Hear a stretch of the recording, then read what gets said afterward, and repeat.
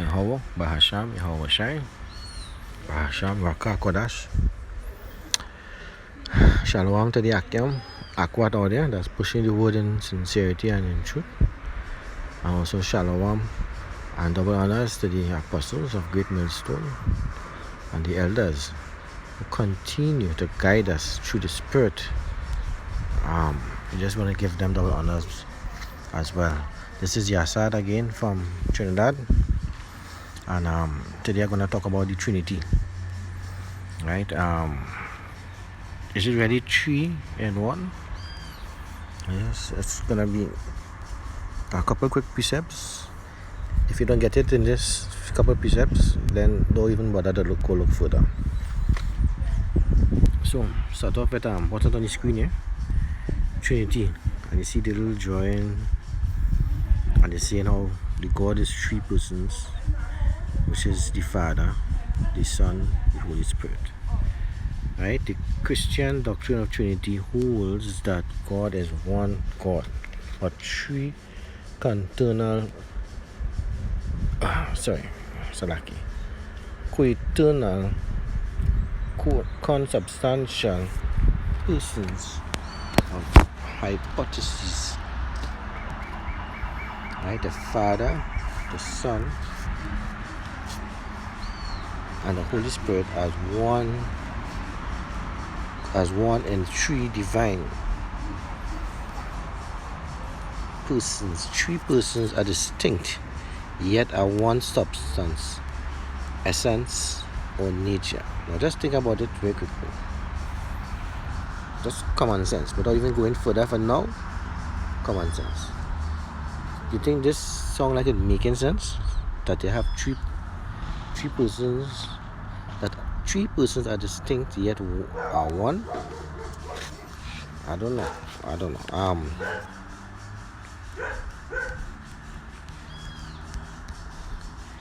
Tell you something.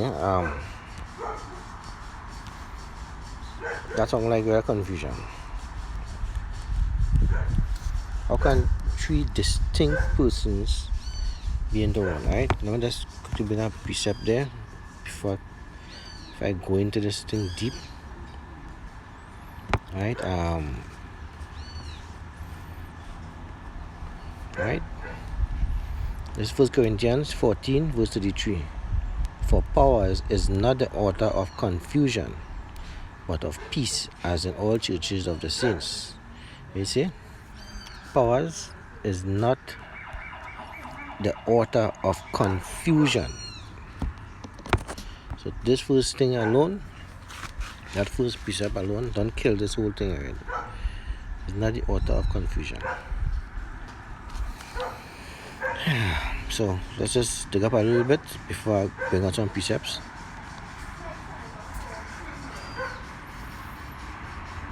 This whole thing started back with the Nicene Creed, right?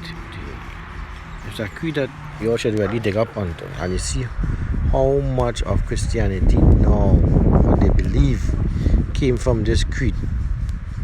Right? Now this creed was developed let me see, around in Nicaea in 325 AD, right? Like 325 years after Yahushua was walking the earth. A lot of these Christian beliefs in these churches came from around that 325 time. Before that, a lot of those things did not exist.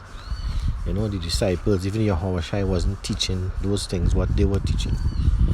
And if you get a hold on that, the creed, if you read so many things that it was declared at that time.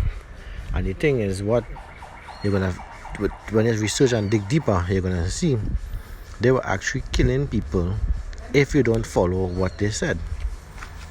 Right? So they say this is it and that is it. What you believe, you don't believe in that, they kill you. Right? So that was around the 3rd century, right? So the first defense of the doctrine of the Trinity was in the early 3rd century by the early church father Father Tertullian. You hear that? Father Tertullian. The only church or religion that goes with those things where they say Father this and Father that is the Roman Catholic Church. So automatically you know where this came from, where it started from. So I don't even know how these other Christian churches get this, because they don't even know. But at the end of the day, all those religions go straight back to the Nicene Creed. And all those beliefs.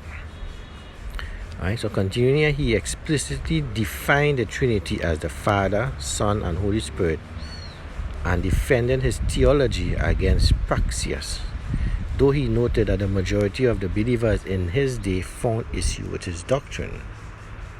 Just a quick touch on Praxeas here. Praxeas was a monarchian from Asia Minor who lived in the end of the 2nd century, beginning to the 3rd. He believed in the unity of the Godhead. Just keep a note of that Godhead. And vehemently disagreed with any attempt at division of the personalities or personages of the Father, Son, and Holy Spirit in the Christian Church. He opposed Tertullian in his tract against Praxeas, and was influential in preventing the Roman Church from granting recognition to the new prophets. But it eventually passed in the Nicene Creed. Right? So, just to start bringing on some precepts here. I wanted to start with the Colossians. Let's start with Colossians first. No, I'm gonna start with I'll start with this. 1 Corinthians 11 and 3. Right? 1 Corinthians 11 and 3. But I would have you know that the head of every man is Hamashiach, and the head of every woman is the man, and the head of Hamashiach is powers. It's God. Tell me. See, there's a chain, a command, how it goes from, the man, the woman, and even Hamashiach. He has a head. It cannot be he has a head and he is the head. That's confusion there.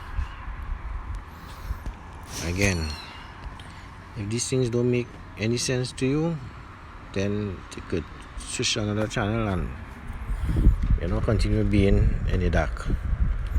This is John 14:28. Ye have heard how I said unto you, I go away and come again unto you.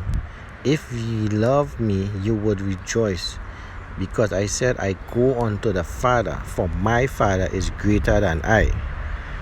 So if you're the same person, how you can be greater than yourself? That's real confusion. That don't make any sense whatsoever, that two of them is one. And here he clearly saying that his Father is greater than I. Right? John 8 and 54. Yahushua answered, if I honored myself, my honor is nothing. So, you see here, if he is God and he honor himself, he is nothing. It is my Father that honored me, of whom ye say that he is your God. My Father honored me. What are you trying to say? You worship yourself? I'm trying to figure out now, this Trinity thing, is it that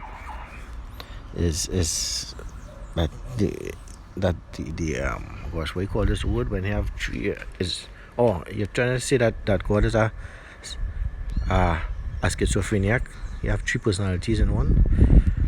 All the crazy, yes. For her to believe that one thing is a big stumbling block. Right? Luke 23 and 46. And when Yahushua had cried out a loud voice, he said, Father, into thy hands I commend my spirit. And he, having said this, he gave up the spirit. So he sacrificed, he gave up his spirit to be in the spirit, to be I can't even say the thing properly. First, it's so confusing. that he given up his spirit. I commend my spirit into thy hands, into his own hands. He given up his spirit to be in his own hands. Why he just didn't keep it if his one? Right? So the big stumbling block comes from 1 John 5 and 7, right? For there are three that bear record in heaven: the Father, the Word, and the Holy Spirit. And these three are one. Verse 8. And there are three that bear witness in the earth: the Spirit, and the water, and the blood. And these three agree in one. So why verse 8 have agree in one, but verse 7 have three are one? That's why you have to search all these matters. So what it should really says in verse 7 is, for there are three that bear record in heaven: the Father, the Word, and the Holy Spirit. And these three agree in one. Right? Just quick jump across. Amos 3 and 3. Can two walk together except they be agreed? You see, for everything to happen, they have no confusion with the Most High. And they have to be in one. They speak in one. This everything is one programming, and that is the Most High's programming. And they all have to follow. Even your Hawashai have to follow the Most High. Right? John 17 and 1. These words spake Yahushua, and lifted up his eyes to heaven, and said, Father, the hour is come. Glorify thy Son, and thy Son also may glorify thee. So he trying, in your Christian world, if he is one person, is he talking to himself? You know, Father, the hour is come. Glorify thy Son. Thy Son also may glorify thee. And in fact, right here, he's praying. Who is he praying to? He's praying to himself. That's craziness. That's rare confusion. You know, and it shows you here in Matthew 27:46. And about the 9th hour, Yahushua cried with a loud voice, saying, Eli, Eli, lama sabachthani. That is to say, my God, why hast thou forsaken me? Did he forsake himself? Of 1 minute he talking to himself, next minute he praying to himself, he giving up his spirit to himself, and now he coming to forsake himself? Total confusion.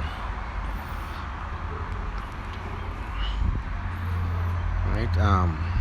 John 20 and 17. Yahushua said unto her, Touch me not, for I am not yet ascended to my Father, but go to my brethren, and say unto them, I ascend unto my Father and your Father, and to my God and your God. So you say now you have a God. He's saying you're going to my Father. Then just now you were saying he giving up his spirit to his own self. It's very, very kind of confusion. Right?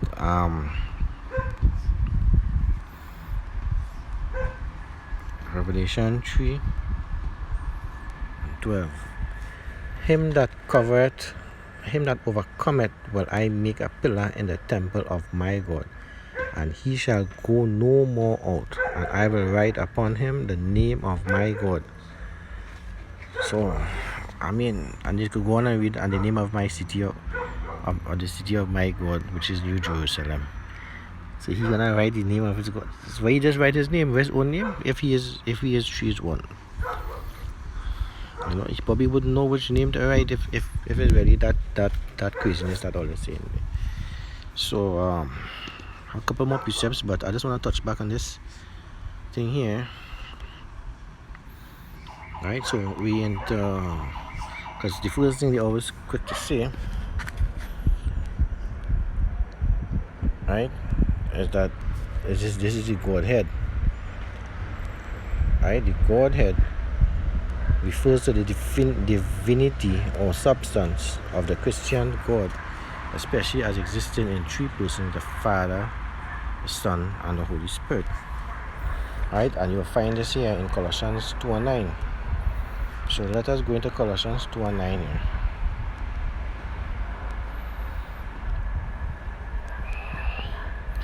Right, let's start with 8. Colossians 2 and 8. Beware lest any man spoil you through philosophy and vain deceit, after the tradition of men, after the rudiments of the world, and not after Hamashiach. Right, so it clearly says here, don't let any man spoil you. And the Tertullian guy, as far as I check, he wasn't in the Bible, and he say that God is three persons but yet are one. The Bible didn't say that. Yahweh Shai didn't say that. You know, I check all the prophets didn't say that. And Tertullian, who wasn't any prophet or anything, said that, and you all want to believe him. Right, verse 9. For in him dwelleth all the fullness of the Godhead bodily. So in him, so read carefully. Beware lest any man spoil you. So who we talking about? Lest any man spoil you through philosophy and vain deceit. Right, so we're just gonna go into here, just Godhead that they keep talking about, and in the interlinear concordance, we're gonna go into this, the Godhead. Right, and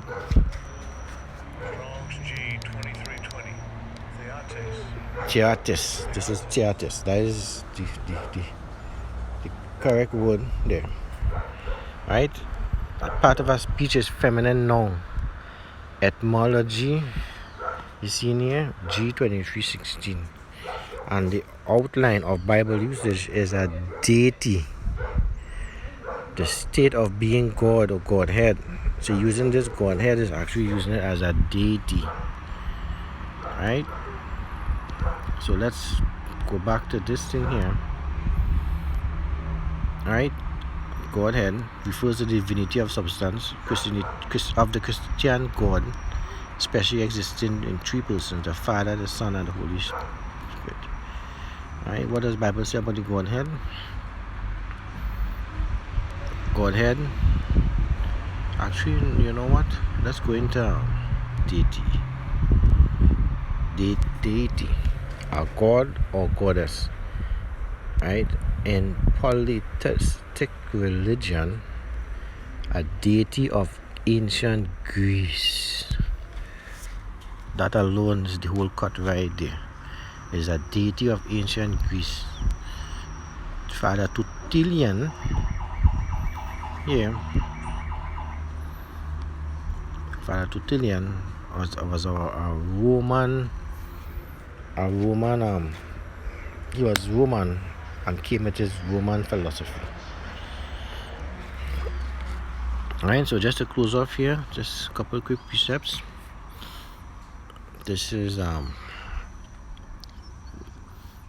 Luke 22:69. So look at this very quickly. Alright. 22:69. Hereafter shall the Son of Man sit on the right hand of the power of God. He's gonna sit on the right hand. If it's three persons in one, how is he gonna sit next to him own self? How many chairs he gonna occupy?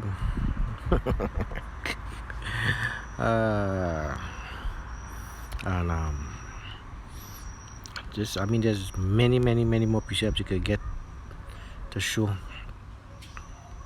Right, so I'm gonna read this here quickly. This is Matthew 17, starting from 1. And after 6 days, Yahweh taketh Peter, James, and John his brother, and bringeth them into a high mountain apart, and was transfigured before them, and his face did shine as the sun, and his raiment was white as the light.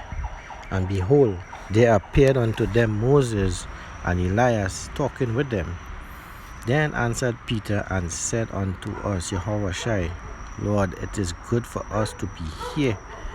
It is good for us to be here. If thou wilt, let us make here the tabernacles, one for thee, one for Moses, one for Elias. And while he yet speak, behold, a bright cloud overshadowed them, and behold, a voice out of the cloud which said, This is my beloved Son, in whom I am well pleased. Hear ye him. So now you're trying to say he's a ventriloquist now. Because right now he in front of them just transfigured, and then this voice come from above saying this. So, you know, that's utter confusion.